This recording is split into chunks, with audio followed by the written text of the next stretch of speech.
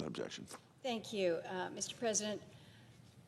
Yesterday was a day that really captured the attention of the world. We've all been talking about tariffs for a little bit, but yesterday was the day that really brought the focus to what was going on here in the United States. At 12:01 in the morning on Wednesday, President Trump's tariffs on the countries with which the United States has had the largest trade deficits went into effect, on top of the 10% tariff rates that had previously applied to all countries, which had been initiated on Saturday, April 5th. And then just hours later yesterday afternoon, the President announced a 90-day pause and lowered reciprocal tariffs to then 10%, and at the same time announced that he was raising tariffs on China to 125%. Now today it looks like that number is closer to 145%. So to say that this has been a dizzying week in Washington, D.C. is probably an understatement. Those of us that are following the markets, it has been, again, it's been somewhat head-spinning. And I'm not going to comment here on the floor today about the negotiating tactics of President Trump. I think he is legendary and really world-renowned for his skills at that, his skills in bringing nations to the table. We're seeing some of this play out literally as we speak. Other countries that have approached the administration to have discussions about tariffs. This is a unique kind of leverage, most certainly, keeping those across the table off balance, but bringing the world potentially to the brink of a ruinous trade war certainly qualifies as a very unique point of leverage. The effort to try to reshore manufacturing here in this country is important, it's admirable, and it's something that we should all be working towards.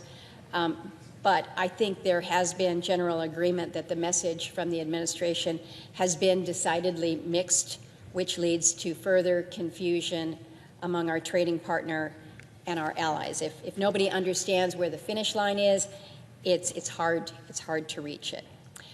I don't want to focus my comments here this afternoon about these possible strategies and end results of these policies so much, but I want to focus more on the process of how these tariffs were imposed, because I believe it is yet another example of Congress choosing to cede its powers to the executive branch. And if the global implications of these tariffs have shown us nothing else, it's that measures that are as important as these should be considered by the 535 elected individuals that are in tune with the American people, rather than vesting that with just one individual acting unilaterally. It's under Article 1, Section 8 of our United States Constitution that clearly enumerates that Congress shall have the power to lay and collect taxes, duties, imposts, and excises. In other words, the power to levy tariffs rests with us here in the Congress. So why have we seen the executive take control over tariff rates?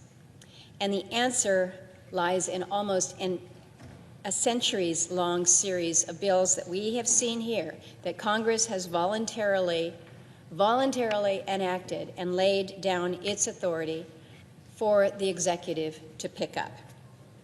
Following the disastrous Smoot-Hawley Act of 1930, which plunged our nation deeper into a Great Depression, Congress passed the following legislation. First, it was the Reciprocal Trade Agreements Act of 1934, which authorized the president to make limited tariff rates without congressional review on top of negotiating bilateral reciprocal trade agreements. Then it was the Trade Expansion Act of 1962, which broadened the president's trade powers to include multilateral trade agreements, while also allowing the president to unilaterally impose tariffs if imports could threaten national security. Then the Trade Act of 1974, which allowed the president to protect U.S. workers by adjusting tariffs if foreign countries engaged in unfair trade practices.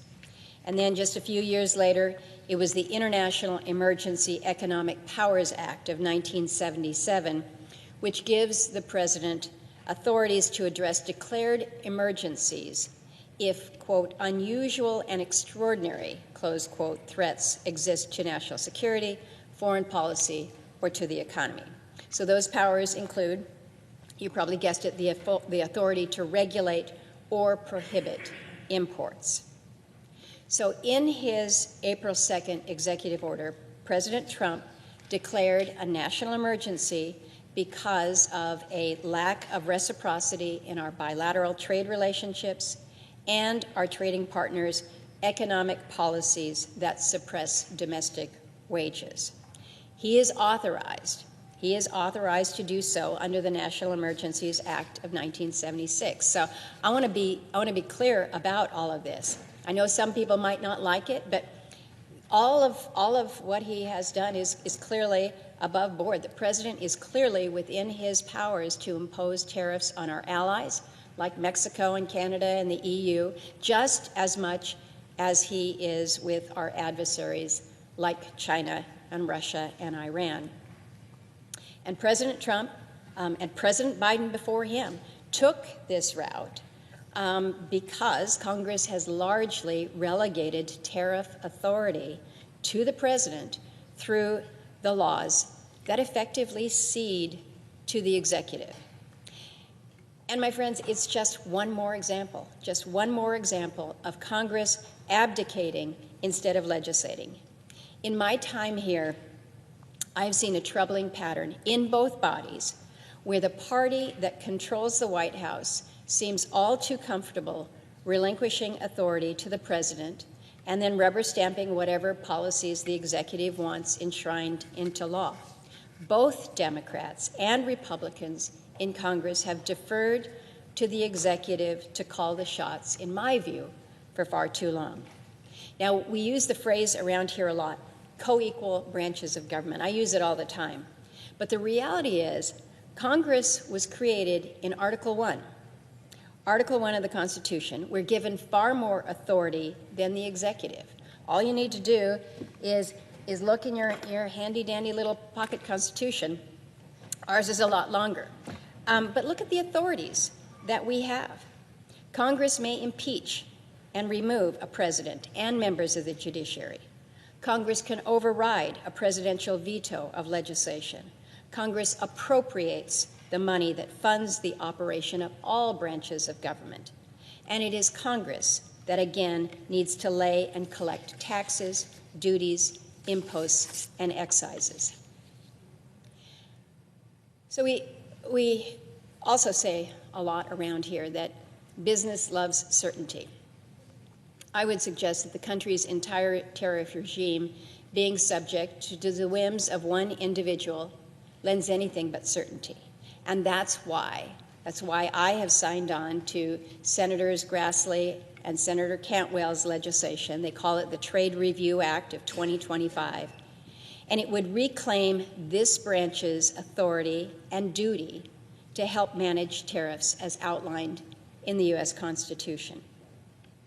The bill requires notice to the Congress of the imposition of or increase in any tariffs, requires notice to the Congress in 48 hours. And with that congressional notification, it has to include an explanation of the president's reasoning for imposing or raising the tariffs, as well as providing an analysis of potential impact on American businesses and consumers. And I can tell you, the Alaskans that I'm talking to back home would really like the last part of this, an analysis of how is this going to impact us.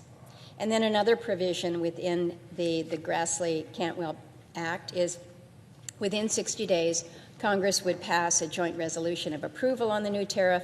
Otherwise, all new tariffs on imports would expire after that deadline. So what this act effectively would do would be to reaffirm Congress's role with regards to tariff.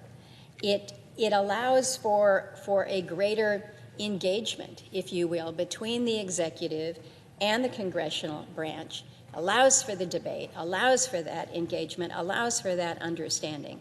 So again, I'm hearing from folks all over back home because they're worried. We already pay high costs for just about everything in Alaska, but they're worried about what it's going to mean for groceries, for cars, for furniture, electronics, coffee. We had a visit with a group of high school students on the steps yesterday, and they were from all over the state. We had some from Ketchikan all the way out to King Cove and out in the YK Delta. And the first question from one of the 16-year-olds in that group was, can you tell me what's going on with tariffs? How is this going to impact us? And you know, I really appreciated that question from that 16-year-old who's paying attention to what's going on. He's got questions. He's here in Washington, D.C., and he's figuring he's going to get some answers from his senator. Alaskans are facing consequences. They kind of want to know that they have a voice in it, and their voice is us. It's their senator. It's their representative. That's our role here. Now, it's been suggested, and the president himself has issued a statement about this legislation. He's indicated that he does not support it and that he would veto it. That is absolutely within his power. But we also have powers. We also have powers here in Congress, and we need to assert them. And so I would hope that this bill is maybe just the start, maybe just the toe in the water here, where we're starting to see Congress reassert its authority.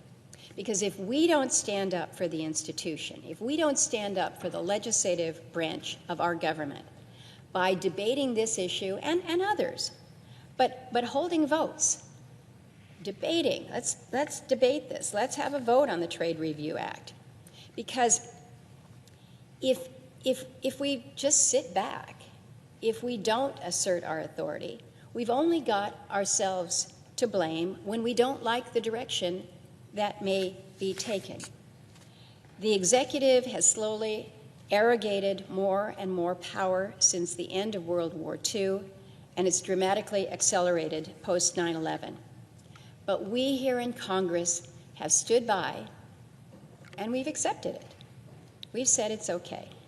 I think it's time for Congress to reassert itself, whether it's on tariffs, whether it's on the power of appropriation, whether it's overseeing the bodies, the agencies that we as a body have authorized. So let's legislate. Let's remember our role is to legislate. We owe that to those that we represent as well as to this institution for the long-term good of the nation. And with that, Mr. President, I yield the floor.